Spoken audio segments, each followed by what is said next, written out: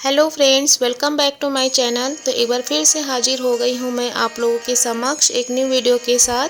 तो फ्रेंड्स, आज की जो मेरी वीडियो है वो पितृपक्ष पे है। और अभी आप सब जान रहे हैं कि पितृपक्ष चल रहा है और हम सब यह जानते हैं कि पितृपक्ष में यदि हमारे पूर्वज अशांत हो या फिर नाराज़ हों तो पितरों को और पूर्वजों के नाराज़ होने से हमारे जीवन में कई तरह की समस्याएं आ सकती हैं।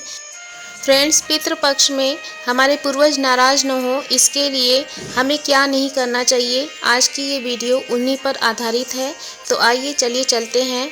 तो फ्रेंड्स, पितृपक्ष में शराब, मांसाहार, पान, बैगन, प्याज, लहसुन, बासी भोजन, सफ़ेद तिल, लौकी, मूली, काला नमक, सत्तू, जीरा, मसूर की दाल, सरसों का साग आदि वर्जित माना गया है। और श्राद्ध में इन चीज़ों का सेवन करना भी वर्जित है और इसके अलावा उपयोग भी। तो इससे पितर जो हैं वो नाराज़ हो जाते हैं। तो इन सब चीज़ों से के सेवन से बचने की पूरी कोशिश करें। सेकंड है, पितृपक्ष के दौरान मांगलिक कार्य नहीं करने चाहिए, जैसे विवाह, गृह प्रवेश, दुकान का मुहूर्त आदि तरह की मांगलिक कार्य नहीं करने चाहिए। साथ ही इस समय कोई नया सामान भी नहीं खरीदना चाहिए। और फ्रेंड्स, पितृपक्ष में किसी से झूठ नहीं बोलना चाहिए। इसके अलावा किसी को अपशब्द नहीं कहना चाहिए। सट्टा खेलना, किसी के साथ छल कपट करना, इस तरह के कार्य नहीं करने चाहिए। ऐसा करने से पितृ नाराज हो जाते हैं। साथ ही श्राद्ध पक्ष में ब्रह्मचर्य का पालन करना चाहिए। पितृपक्ष में आपके दरवाजे पर यदि कोई भी जानवर, साधु आदि आते हैं तो उनका अपमान न करें। इनके अलावा उनको जो भी वो मांग रहे हैं उनको मतलब खाली हाथ न लौटाएं। इससे पितृ जो हैं वो नाराज़ होते हैं। साथ ही घर की चौखट पर यदि कोई गाय, कुत्ता, भिखारी आते हैं और तो भी उनका अपमान न करें। और साथ ही श्राद्ध करने वाले को बाल, नाखून और दाढ़ी जो होते हैं उनको नहीं कटवाना चाहिए। श्राद्ध के दौरान तर्पण के लिए काले तिल का प्रयोग किया जाता है। इस दौरान भूलकर भी लाल या सफ़ेद तिल के इस्तेमाल न करें। और साथ ही श्राद्ध करने के लिए लोहे के बर्तन का इस्तेमाल नहीं करना चाहिए, न ही स्टील के बर्तन का प्रयोग करना चाहिए। और इस दौरान आप पीतल के बर्तन में भोजन कर सकते हैं और तांबे के बर्तन में पानी पीना चाहिए। श्राद्ध के लिए आपको जो भोजन बना रहे हैं उसको न तो चखना चाहिए और न ही पहले खुद खाना चाहिए। फ्रेंड्स, पितृपक्ष के दौरान कई सारी कथाएं जो हैं वो प्रचलित हैं, जिनमें से एक पौराणिक कथा मैं आप लोग के सामने प्रस्तुत करने जा रही हूँ। भगवान श्री कृष्ण कहते हैं कि आत्मा कभी मरती नहीं है, ये बस एक शरीर से दूसरे शरीर में बदलती है। इसीलिए आप अपने पूर्वजों को जब भी कुछ अर्पित करते हैं तो वो उन्हें ज़रूर मिलता है। कर्ण जो दानवीर थे, जिनके नाम के आगे ही दानवीर लगा हुआ है, और उन्होंने पूरी उम्र सब कुछ दान दिया, सोना चांदी, हीरे जवाहरात सब कुछ दान दिया। और जब वो स्वर्ग में गए तो उन्हें उसका दुगना उनको मिला। लेकिन कर्ण को तो भूख लगी थी और वे आहार की तलाश कर रहे थे, लेकिन उन्हें यही सब कुछ सोना चांदी मिला। उसके बाद उन्होंने यमराज से पूछा कि उन्हें ये सब क्यों मिल रहा है, उनको तो आहार चाहिए। तब यमराज ने उन्हें बताया कि आप पृथ्वी लोक पे जब थे तो आपने अपने पूर्वजों को कभी कोई भोजन दान में नहीं दिया, इसीलिए अभी आपको यहाँ पे भी यही मिलेगा, सोना चांदी, हीरे जवाहरात।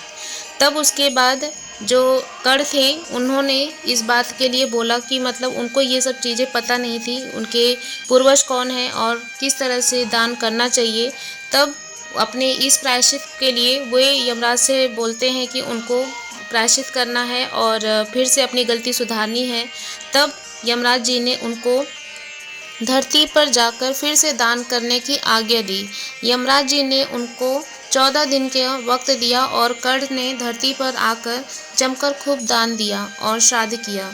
जब कर्ण परलोक वापस आए तो उनके पास बहुत सारा खाना पहुंच चुका था। इसीलिए हिंदुओं में भोजन दान करने का बहुत ही शुभ माना गया है। श्राद्धों के दौरान तो गरीब को भोजन खिलाना ही चाहिए, इसके जरिए हमारे पूर्वजों को सीधे ये पहुंच जाते हैं। कहा जाता है कि इन दिनों यमराज की आज्ञा से आत्माएं जमीन पर आती हैं और अपने वंशजों की ओर से अर्पित किए गए भोजन का इसके अलावा फ्रेंड्स एक और कथा प्रचलित है जो कि मैं आप लोगों के सामने प्रस्तुत करने जा रही हूँ। एक बार दो भाई थे, जोगे और भोगे। जोगे अमीर थे और भोगे गरीब थे। एक बार श्राद्ध का वक्त था तो अमीर भाई की पत्नी ने उससे श्राद्ध करने को कहा, लेकिन वो इसे व्यर्थ की बात मानकर टालते रहे।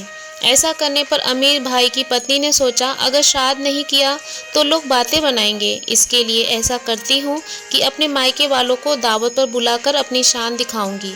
वहीं अमीर भाई की पत्नी ने श्राद्ध पर मदद करने के लिए गरीब भाई भोगे की पत्नी को बुला लिया। श्राद्ध का दिन आया तो भोगे की पत्नी पूरा दिन काम करने लगी और पूर्वजों के लिए खाना बनाया, लेकिन जैसे ही उनके पूर्वज खाने आए तो क्या देखा कि वहाँ पर तो अमीर भाई के ससुराल वाले खा रहे हैं। पितर निराश हो गए और वो गरीब भोगे के घर गए तो वहाँ क्या देखा कि पितरों के नाम पर अगियारी दी हुई है। पितरों ने उसकी राख चाटी और भूखे ही चले गए। सबने आपस में बात की और कहा कि अगर भोगे अमीर होता तो उन्हें भूखा नहीं रहना पड़ता। पितरों को उस पर दया आई और उन्होंने कहा कि भोगे के घर धन आ जाए। शाम हो गई, गरीब भोगे के बच्चे खाना मांगने लगे, लेकिन उनके घर में कुछ नहीं था। भोगे के पत्नी ने बच्चों को टालने के लिए झूठ ही कह दिया कि बाहर हौदी के नीचे खाना है, जाओ खा लो। बच्चे जब वहां गए तो देखा कि हौदी मोहरों से भरी पड़ी है। दौड़े दौड़े बच्चे माँ के पास पहुँचे और सारी ब्राह्मणों को भी भोजन कराया। भी अब धनी हो गया। बहुत अगले साल और जब पितृपक्ष आया धन तो उसने अच्छे से हमेशा बनाया और 56 तरह के भोग लगाए। ये थी दूसरी कथा पितृपक्ष पे जो कि मैंने आप लोगों के सामने प्रस्तुत की।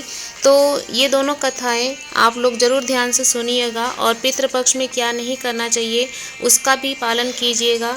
और इन्हीं सब के साथ मेरी ये आज की वीडियो जो है वो समाप्त होती है। और मेरी ये वीडियो आप लोगों को कैसी लगी इसे कमेंट बॉक्स में लिख के ज़रूर बताइएगा फ्रेंड्स।